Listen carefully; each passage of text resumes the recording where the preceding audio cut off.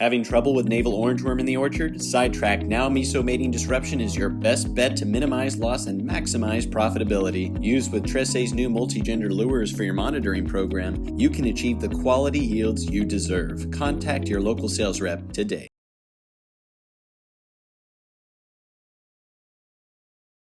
Hello, I'm Matthew Malcolm with Pacific Nut Producer Magazine, reporting to you from a newly planted almond orchard in Merced. I'm here with Tia Russell, a field rep for Geordie Nursery.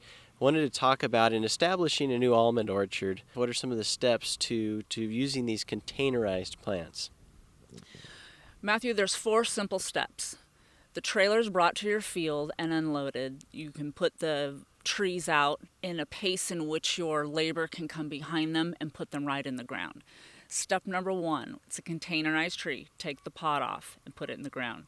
Step number 2, when you're putting it in the ground, they only have to dig a hole big enough with one of those thin spades that you set the tree in. That's about 9 inches of root ball, only about 2 inches below the natural soil grade. So it's only about an 11-inch hole that you're digging there. That's step number 2. Step number 3, depending on the time of the year that these trees are delivered to you, you're going to hold 3 fingers above the bamboo on that tree and top that plant. Any trees that you get from the nursery between January and, let's say, mid-June, when you plant it, you're going to make that nice heading cut. And that is going to put all the initial growth into pushing buds out on the exact height of that tree that it's going to build scaffolds for your choices for next year.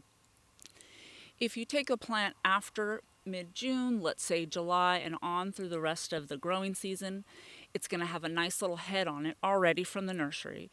We're going to leave those leaves on. They're going to be little solar panels to help to continue to feed the roots and establish the plant for the rest of the year.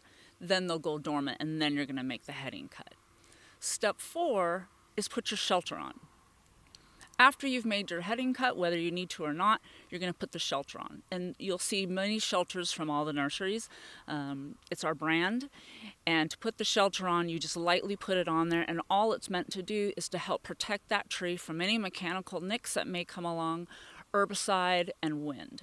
But it's an important part of the step.